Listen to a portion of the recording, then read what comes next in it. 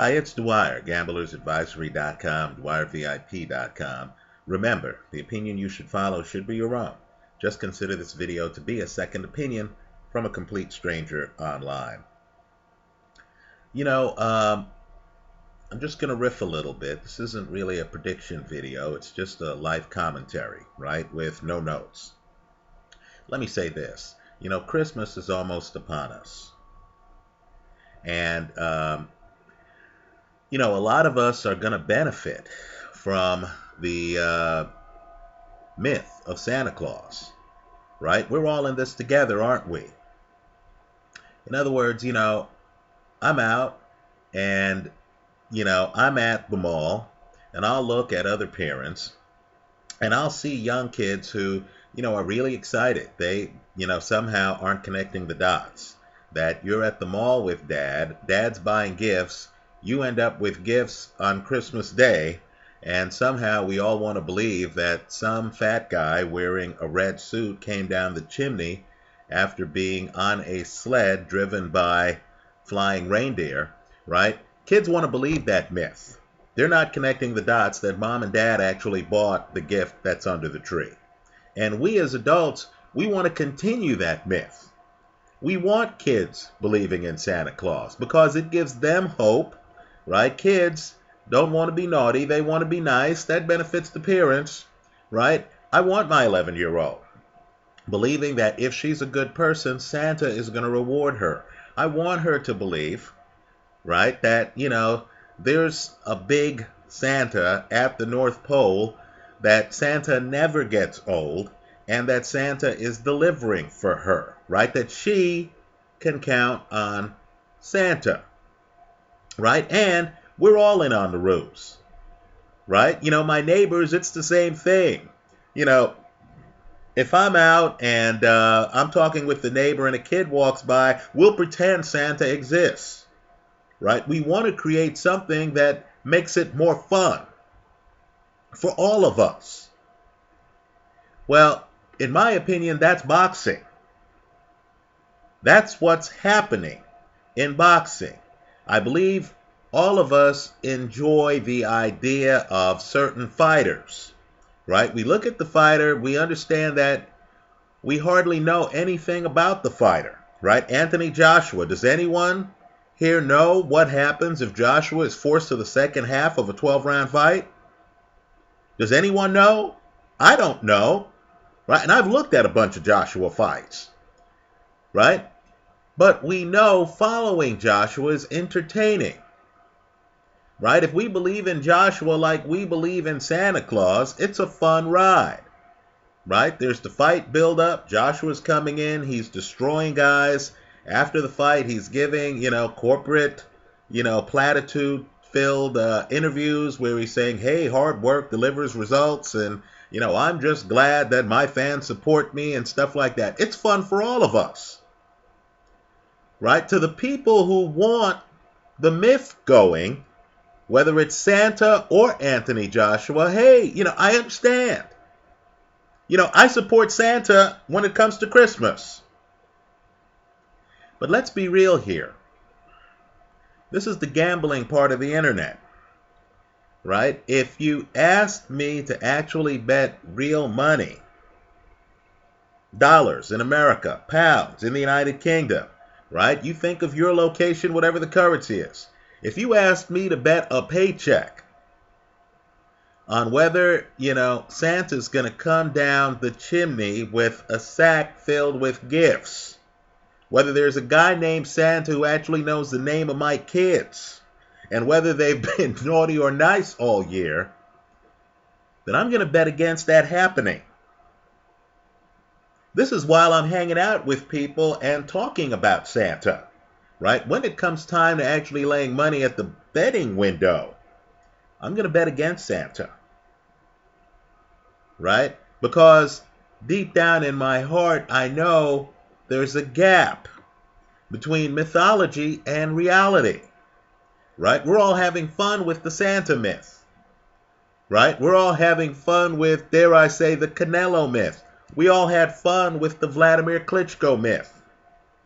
Right? The bottom line is, there's a place where the myth ends and where reality begins. There's a place where Saul Alvarez is in the ring with Floyd Mayweather. And you understand, right, that the myth doesn't quite reach the reality. Right? There's a place where Vladimir Klitschko's in the ring with Tyson Fury. And you understand that the myth doesn't quite meet the reality. Right? If you're a gambler, you should be dealing in the world of reality. You should understand that the odds on fights, the odds on this battle between unbeatens, Joshua and Whyte, right, are heavily impacted by mythology. You need to figure out what really the real chances are of the fighters.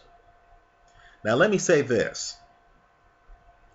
You know, there are people who live in the world of certainty, right? They'll consider, things to either be a success based on outcome or a failure based on outcome, right? Then there are those of us who live in the world of probability, which is a different ball of wax altogether, right? I'm not ashamed here to say that I've won on bets that I should have lost. I'm not ashamed here to say that I've lost on bets that I should have won. No one knows that better than in the world of boxing.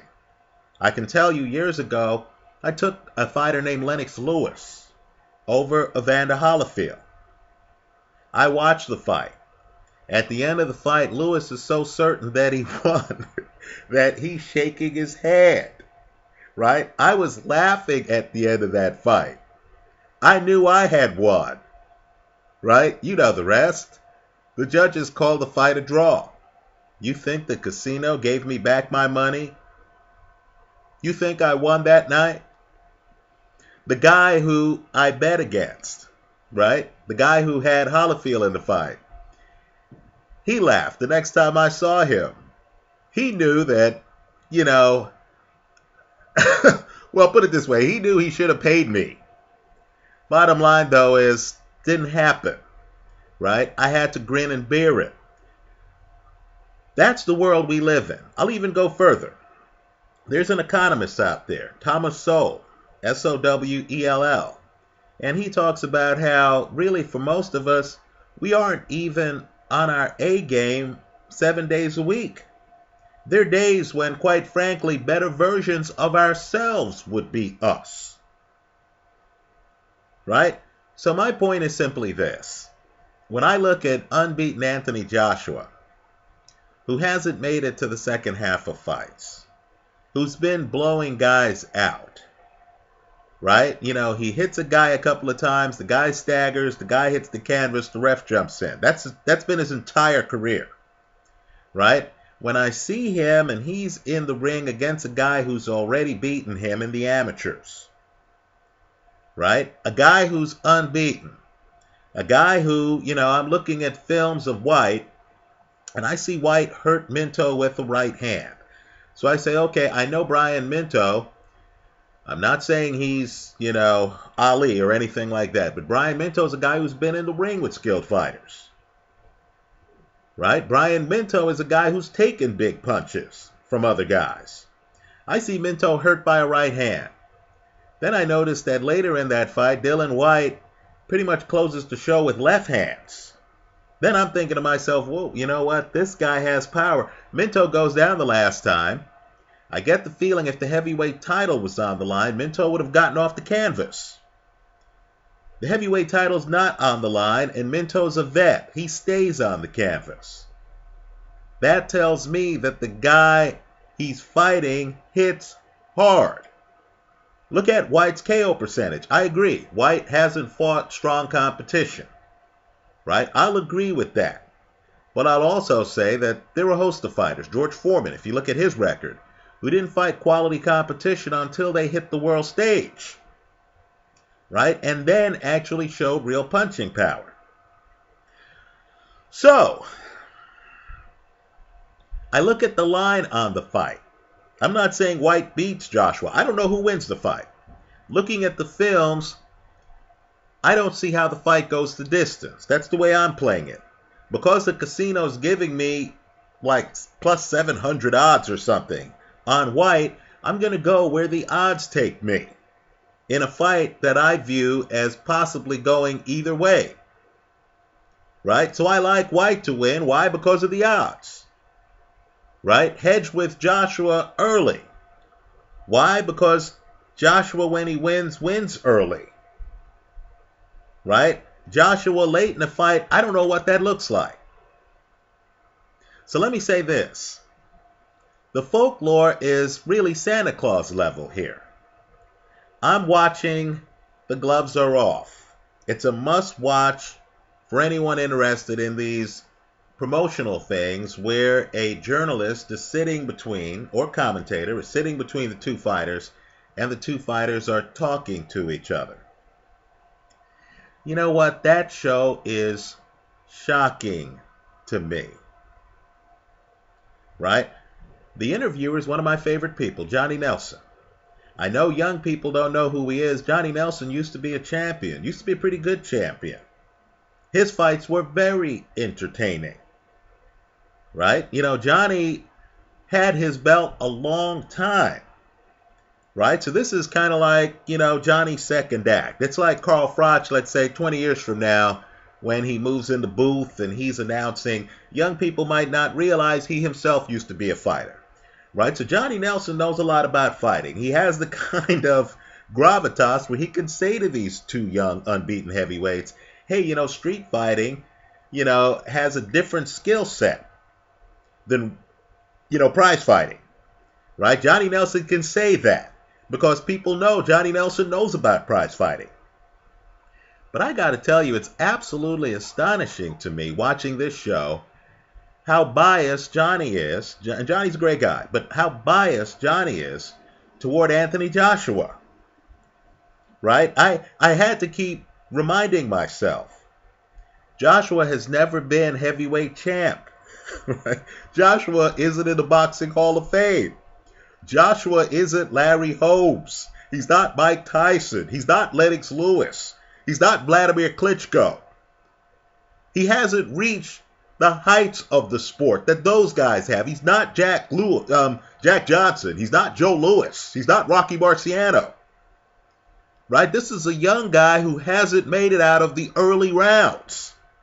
That's who he is. It's even worse than that. This is a young guy who was lost to his next opponent. So you can imagine how shocked I was watching The Gloves Are Off when Johnny Nelson turns to Dillian Whyte and he says to him, you know, yeah, a lot of people say you're jealous. You're jealous of Anthony Joshua, a guy who Whyte's already beaten. You know, look, I know Joshua's the headliner. I understand Joshua's made more money than Whyte. I understand Joshua was ranked by the WBC. I get all of that. Let me just offer the other side of the argument. Why wouldn't Joshua be jealous of Whyte? Right? Joshua has to deal with corporate handlers. Right? You know what Joshua's going to say in an interview. You know, what's wrong with working hard? You know, I just want to bring a title home to England, right? I mean, Joshua interviews aren't even worth listening to. Right? Joshua's really a corporate guy, isn't he? Right? They're trying to whitewash his past, right? Have you forget about, you know, the provocative part of his past. I'll leave it that way. And, you know, present this guy as really, as I put it, the club bouncer. Right? He's the big giant there, but he's the gentle giant. Right? He's following instructions. He works for us. Right? He's helping keep the status quo. Now, you tell me why that guy wouldn't be jealous of the other guy who actually gets to speak his mind. Right? Who's a real guy who's actually beaten him before. Who can actually go around town without guys telling him how to talk, how to come across. right? I mean, the bottom line is this. If I'm in a bar and there are two big guys who know how to throw punches, right? And if I know that both guys have had good moments in the ring, and guy B has beaten guy A before, let's just use common sense. If someone then tells you that the odds are plus 700 and greater for guy B to win a fight, right? Let me tell you, guy B better be fighting Lennox Lewis. Right? Guy B better be fighting George Foreman. He better be fighting Sonny Liston. He better be fighting Jack Dempsey. He better be fighting someone who, you're saying, oh, he's an expert. He's a master. He's been in the later rounds of fight. He better be fighting Vitaly Klitschko. You're going to tell me he's fighting some guy he's beaten before who has never made it past, the third round or something like that? So let me say this. Let me just confess. Hey, I've helped spread the Santa Claus myth. Right? If my kids come up to me, you can imagine. I'm going to say, oh, come on, Santa? How could you doubt Santa? Right? I'm one of these people who, if someone's out there with a 4-year-old or a 5-year-old and the 5-year-old starts talking about Santa, I'm going to nod my head as if Santa exists. Why? Because Santa makes Christmas fun. Right? In boxing, hey, I hear about these guys who are great fighters. Sometimes they are. Right? Floyd's a great fighter. Manny Pacquiao's a great fighter. Juan Manuel Marquez, great fighter. Right? Sometimes they aren't. People here know I question Canelo. Okay, great. Fair enough. Right? I understand that the mythology makes the sport fun. But can we also say, look, certain guys are unproven. Maybe Anthony Joshua is going to be the next great heavyweight. Maybe. But you know what? If Santa never went past the third round, if the Santa Claus legend only had Santa delivering groceries, not groceries, but gifts, to, let's say, 2 or 3 houses on your block, right? If Santa had only done it for 1 or 2 years, folks, the mythology is going to be weak at best. I'm surprised that the hype around Anthony Joshua, who may well win this fight by knockout, is such that even a former champion like Johnny Nelson is hopelessly biased in interviewing the two fighters. I mean, the questions aren't even fair. Nelson's asking softball questions to Anthony Joshua as if he's Santa. Right? What would you ask Santa? Probably Oprah Winfrey level questions. Santa, how long have you been great? Santa, how do you stay so fantastic? Right? I mean, those are the kind of questions Johnny Nelson's asking Joshua. Whereas with Whyte, Johnny Nelson saying things like, hey, people think you're jealous. Why do you think you're going to make it out of the third round against Anthony Joshua? Come on, please. I'm not buying the hype here. I'm just telling you that it takes a lot for any man to be able to beat another guy who's roughly his size in 7 out of 8 fights. It takes a lot. If I'm going to lay odds like that, I better be betting on Lennox Lewis. I better be betting on Vitaly Klitschko. I'm not going to lay odds like that betting on Anthony Joshua.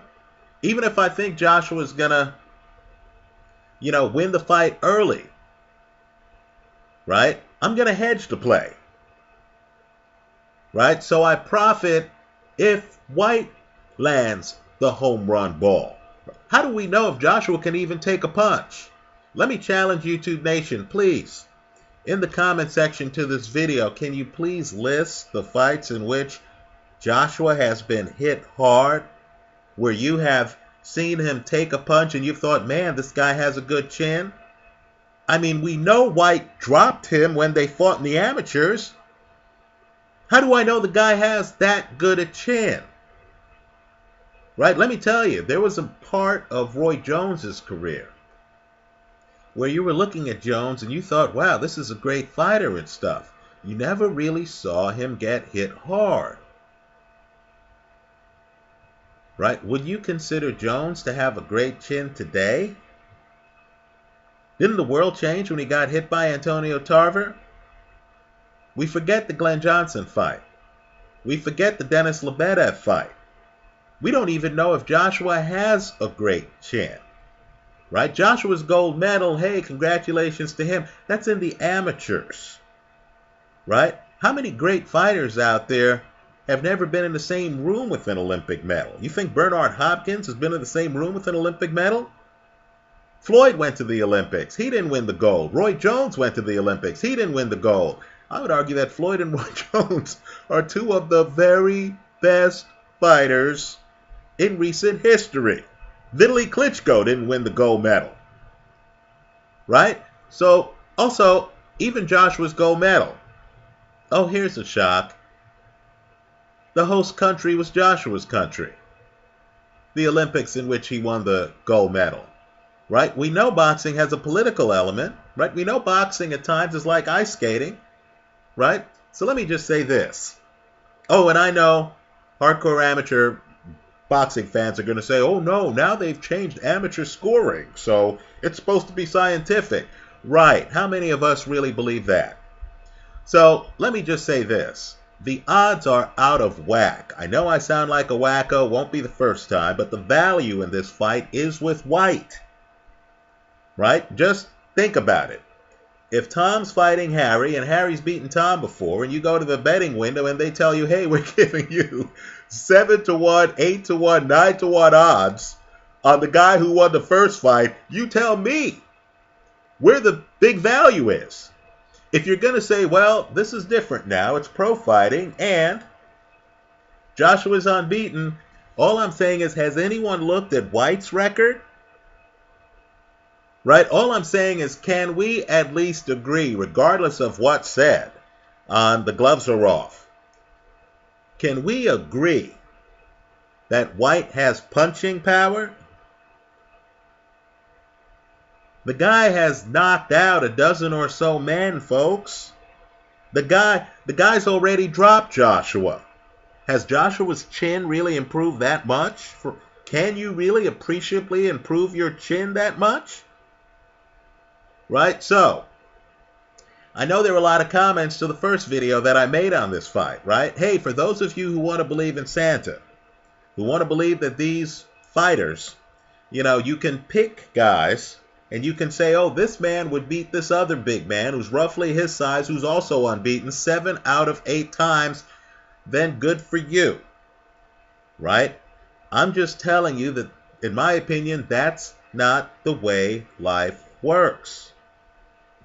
Even better fighters are going to have nights, off nights, where they lose to lesser fighters, right? Because quite frankly, if two guys fight 10 times, right, the underdog, if the underdog is world class or is a good fighter or is, has skills, has some attributes, a big punch, the underdog is going to win a few of the 10 times. Anyway, that's how I see the fight. I think you need to be on both sides of the play here. Right? I believe you need to have at least some money on Whyte at, the huge odds they're offering. Then you can hedge the play with an under or with, Joshua early. Right? I like Joshua in the first 6 rounds, if you can get that prop. Right? If you can't get the first 6, then get Joshua in the first 4, because I'm telling you, these guys are going to go at it. I'll be the most shocked man if this fight somehow goes the distance. Also, don't kid yourself. Boxing's a little bit different than Christmas. Right? If Whyte wins the fight, right? If he wins the fight, and if Tyson Fury wins the rematch against Vladimir Klitschko, as I think he will, then in my opinion, the best fight out there for Tyson Fury from a financial perspective would be to fight Whyte next. Right? If Whyte wins the fight, suddenly we'll have a different Santa, won't we? Especially if he wins it dramatically. Because that's the way boxing is. We're with the old king until the old king is deposed. Then we're with the new king. Then we start all the mythology with the new king. You'll be surprised how public opinion will change about Whyte if Whyte wins this fight. Just like public opinion has changed about Tyson Fury's abilities in the ring. People forget Fury was a greater than 3-1 underdog against Vladimir Klitschko. Trust me, he won't be for the rematch. Right? So all I'm saying is, look hard at this fight. The line is out of whack. The Santa Claus crowd is with Anthony Joshua. Good for them. Right? If forced to bet, one bet, right, I would bet against Santa coming down my chimney on Christmas Day. Right? Here, I think you have to have some money on Whyte, the underdog, because of the possible payout. Right? I'm expecting a shootout. I think Whyte has at least a 30% chance of winning this fight. At least a 30% chance. Joshua himself said he expects Whyte to make it past the third round. Understand, Whyte's not the kind of guy to dance around the ring. Right? I'm expecting a shootout. For Joshua to win, he's going to have to win early. Right? The bet I'm recommending is to have some money on Whyte, hedged with Joshua early. Right? Let me say this. We don't know about Joshua. Just like I don't know if Santa can take a punch, I don't know if Joshua can take a punch. That's how I see it. Let me hear from you. Leave your comments for me here online. Visit us at gamblersadvisory.com and for non-boxing picks, dwyervip.com. Thanks for stopping by.